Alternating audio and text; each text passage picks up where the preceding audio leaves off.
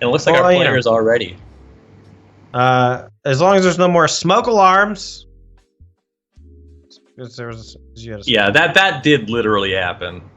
Yeah. So that just literally happened. So just taking a look at potential sevens here. Looks like actually a mulligan on Price's side of things. Yeah, but Price does have a potential turn to Jor-El, and if they're able to find a couple of ways to draw cards, it could potentially leverage that body and the subsequent tokens it generates into a real advantage here in the matchup. Putting pressure on the Team of Reclamation deck is exactly what you need to do, and it further enhances your disruptive elements like Dovin's Veto and Teferi Time Raveler. Price going to open up Temple of Enlightenment. Going to keep a card on top. Go to Diaz. Grow Spiral, Uro, and some lands. A Fabled Passage is going to go off.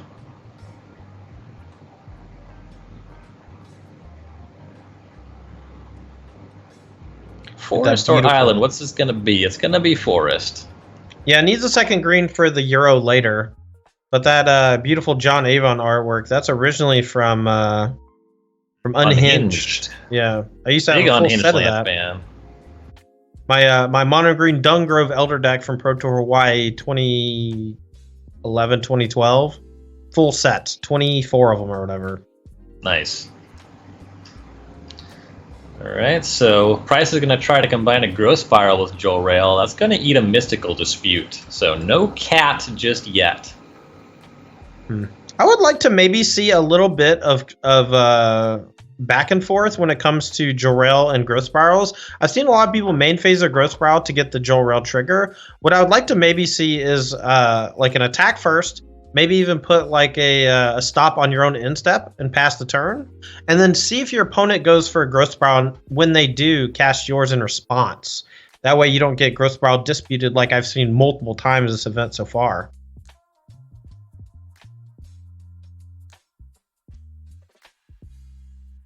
I mean, if you put the stop on your end step, you just get priority first, right? Like, does what you're describing actually give you a meaningful edge? Okay, so if you just are second to act with the Growth Spiral, I'm saying, okay, if you put a stop on your own end step, you will pass the turn. If you move to your end step, you'll have priority, right? But then if your opponent casts a Growth Spiral, you have a chance to respond with your own. Sure, so you just want to, like, check. Well, I mean, you don't need the 2/2 right away. Okay, so you're saying potentially give up the 2/2. Yeah, just it's potential. The chances are they're going to do something. And if they don't do something, that's also fine. But maybe you don't get to resolve the Growth Spiral, and that's bad. And then you don't get the 2/2. Yeah, I don't know.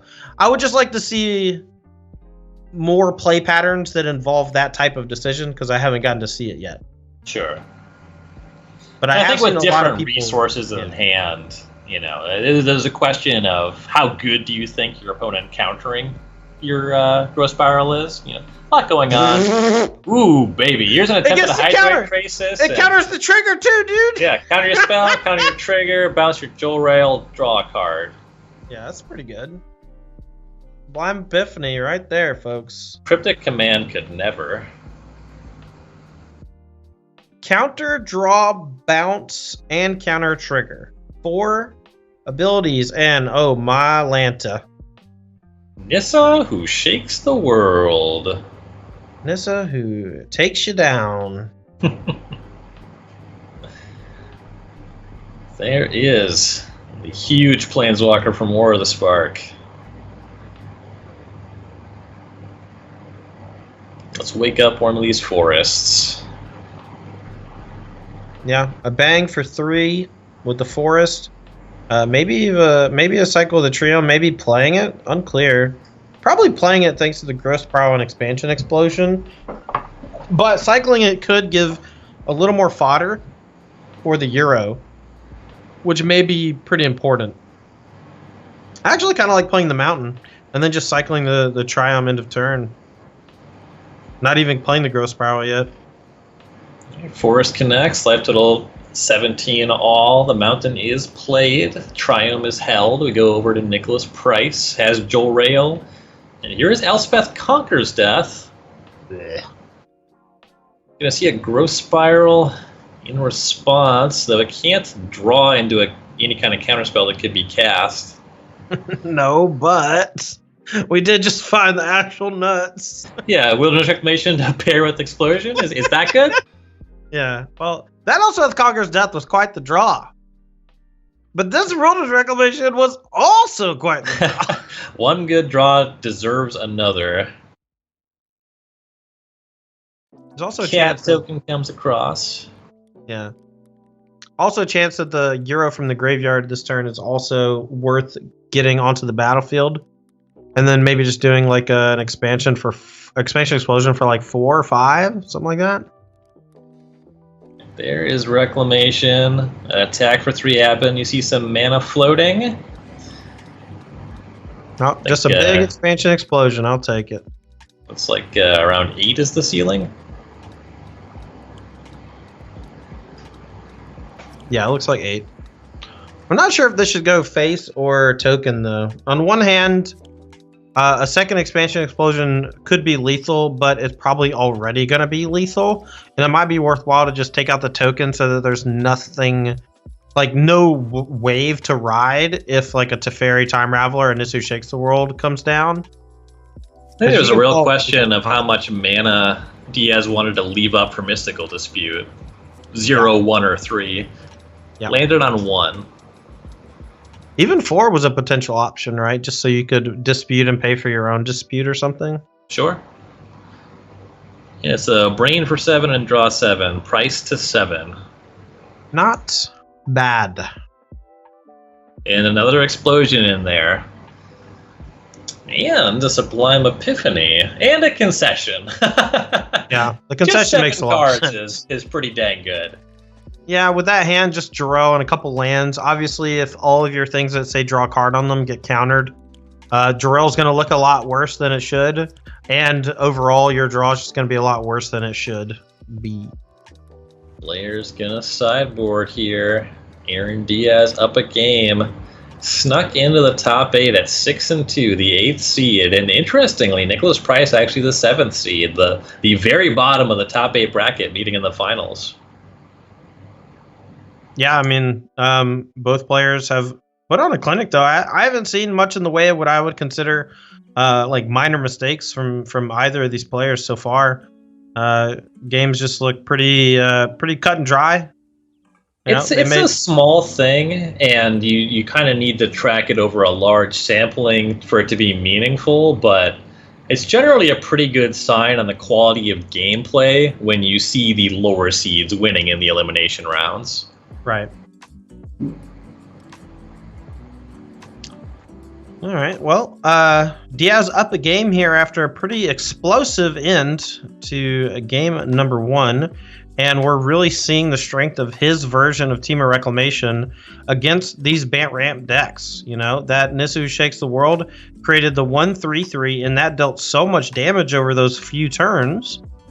And that also kind of forced the hand of Nicholas Price to interact with the Nissa on one turn. And that basically tapped him out so that Wilderness Reclamation plus Expansion Explosion was able to just deal a ton of damage and draw a ton of cards. And after that, Price just basically out of juice and scooped him up. We'll see if post-sideboard games get any better for him. So we are about to look at opening hands for game number 2. Shout out to Karnox Chairs, one of the sponsors here on the SCG Tour online. And they make a really sick gaming chair. I used them all the time, and I'm a really big guy. And I never had any problems with them. They're very good support weight-wise. They keep your back straight, which I like. They also can lean all the way back. I have literally taken naps on them at SCG Tour events before. I was going to say, on break. First nap I ever took working in open was in a Karnox chair. Oh, that's just good deck building. Both players keeping on 7 here. Price, slightly awkward composition, kept a 2-lander, no early cantrips, and has not yet found the 3rd land. Gonna cycle Shark Typhoon for no shark, try to guarantee those land drops. Luckily finds that island. That is a nice pickup. And another land at the top, Temple of Enlightenment. Yeah, I mean the finding the 2 lands here is a pretty big deal for Price. I felt like his draw was pretty weak, and now it's a lot better. With that said, Diaz seems to have a really good foil here with not only Growth Spiral, but Growth Spiral into Dispute, and then a backup Dispute for the next couple turns. The Dispute's nice, but unfortunately it's now joined by 5 lands. Yeah, but one of them does cycle, and 2 of them Blast Zone is one of your only ways to get a Teferi Time Raveler off the battlefield. Luckily, though, Price does just have the Mystical Dispute here and is able to take care of it. And then maybe cycles Triumph and has a couple of looks to maybe find some payoff here off the top while the shields are down. There is Teferi, gets tagged by Dispute. Now Price is going to play one of these temples. Another temple was the draw for turn.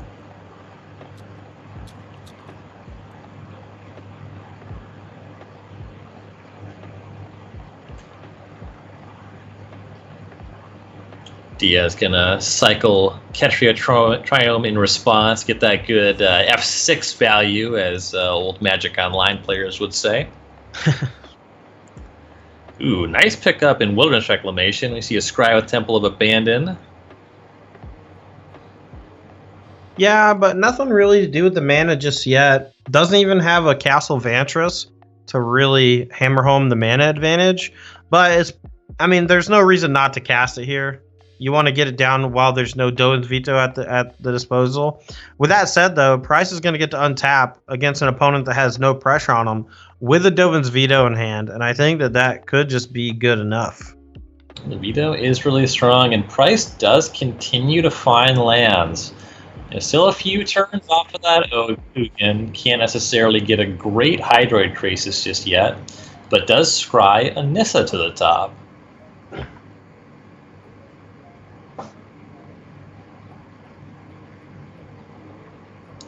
Blast Zone played, and Expansion Explosion off the top. Now, there is the matter of the Dovin's Veto in Price's hand, but Expansion is a welcome addition here. Some mana floated before Reclamation, but no action from Diaz. Very curious how the next few turns go, because Price kept a Nisu Shakes the World on top, which is not only like a mana accelerant, but also just a great way to get pressure down. And if he does it right, I believe he can also just leave up Dovin's Veto. But that falters in the face of a counterspell from the opponent. And when you have Veto in hand, I think you just wait one more turn, try to find one more untapped land to go Nissa plus Veto backup and make sure that it resolves. Blast Zone goes up to 3. Price with no action besides a land. Now we see Diaz cycling a Triumph main phase. Another Expansion Explosion picked up. Yeah, but the way you have to time these is super awkward. You kind of have to run them head first into counter magic. I think we're just going to see a lot of holding patterns here from Diaz, as they're going to wait for the Nisu Shakes the World to come down before they basically make a move.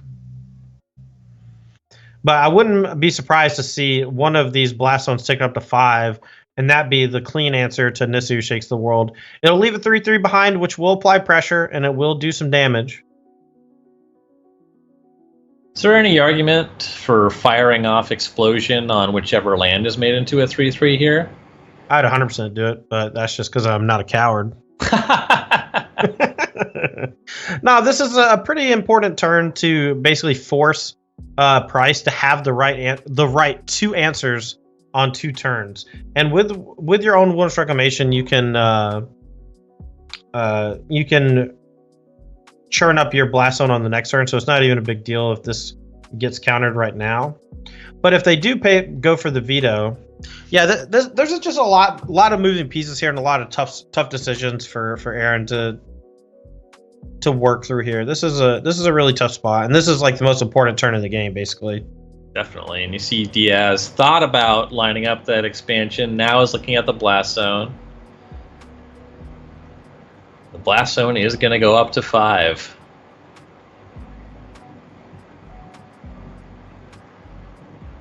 Fabled Passage picked up and played.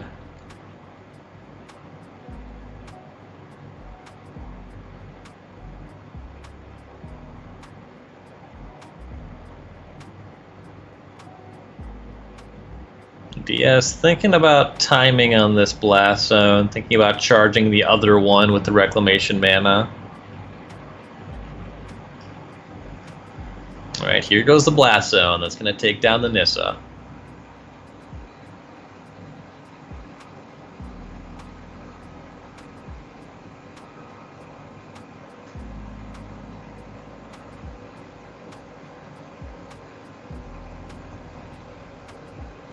Reclamation triggers. 4 mana was pooled. That's going to put the other Blast Zone up to 3, it looks like. Yeah, that's going to protect them from a Narset or Teferi, but another Dovin's Veto drawn. I would not be surprised to see Price play 2/2 Hydrocrisis right now, just to put a little more pressure on the table and hold up 1 copy of Expansion Explosion. It passes the turn with the 2 vetoes. Nissa, who shakes the world off the top.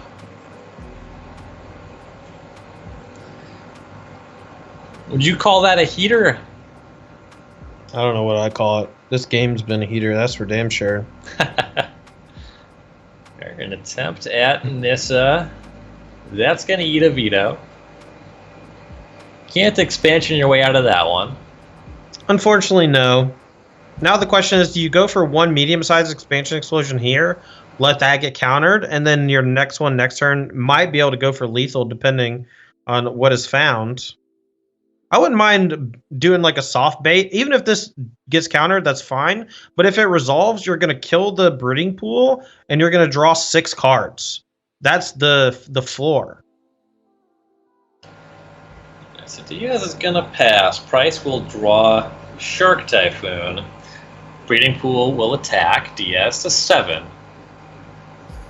Now I think what's happening is Diaz is just trying to represent his other card as a counterspell, and realizes that an Expansion Explosion for 4 on the Breeding Pool is almost as good. So he's just going to let the damage go through, do it at end of turn. It's going to get vetoed, but now it's unlocked the one in hand. Stomping Ground drawn. So before this draw, the explosion could have been for 12. That's +2. That makes 14. So it's not quite lethal. It's not, but it's good enough, probably. I would likely kill the Breeding Pool just to make sure that if they do have like another Nissa Who Shakes the World, they can't randomly squeak through lethal damage some weird way. And it looks like he's actually just going to do it for like a smaller amount and hold up like 1 to 3 counterspells depending on how much mana they leave up. Yeah, once it's not lethal, leave up some mana to play around Dispute, some mana to maybe cast a Dispute of your own if you can pick one up. Yeah, and this is where the game starts to fall away from Nicholas Price. You know, use 2 vetoes, 1 to stop Nissa Who Shakes the World, 1 to stop a medium-sized Expansion Explosion, and now a giant Expansion Explosion with Wilderness Reclamation looks to close the door. 10 ball coming for that Breeding Pool. Price's only option to respond with is cycling Shark Typhoon. That is scary stuff. Yeah, I mean, what's the best you can do? Cycle Shark Typhoon for 2, untap, play like a 4/4 Hydroid Crisis, and just cross your fingers that the 3rd Expansion Explosion isn't in the top 11 cards? What's to say that you even get to resolve the Hydroid Crisis, you know? Like, Mystical Dispute off the top really shutters that plan. I really don't know how that Price gets out of it. I mean, obviously, there's still some Magic left to be played, but this is what happens when you play with Team of Reclamation. The deck starts to snowball once you get one of your big mana generators on the battlefield. Well, Price looks for one more card, but it is Growth Spiral. That's got nothing on this draw 10. And look at all those cards coming in. Disdainful Stroke in the spread, some Uro, a little Growth Spiral. It's tough to brick on 10 cards, but I will say this is a satisfactory spread. An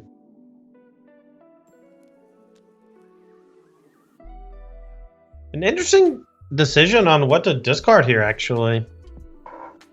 Chooses the Triome. It's going to keep Vantress and Island. Discarded Growth Spiral as well.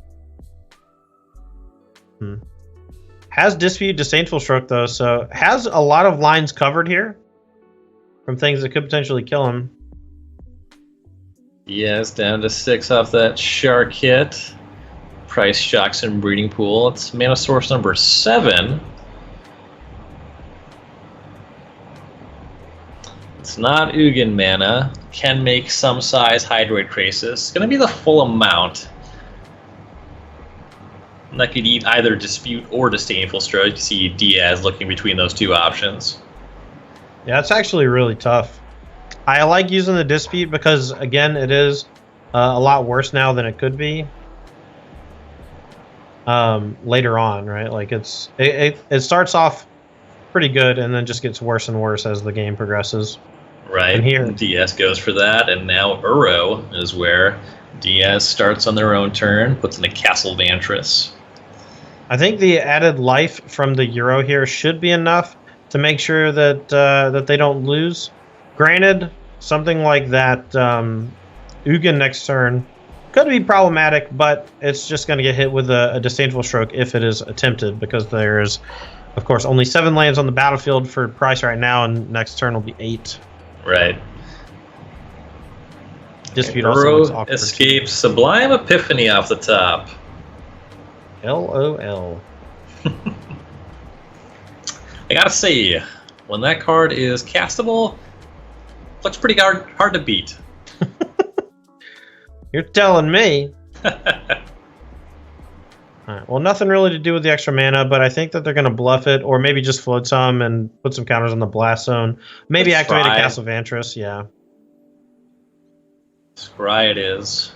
Scry This not. allows them, this allows them to play Sublime Epiphany and pay for Mystical Dispute, or cast Disdainful Stroke, depending. Another land off the top for price. 3 lands, Ugin, and Mystical Dispute.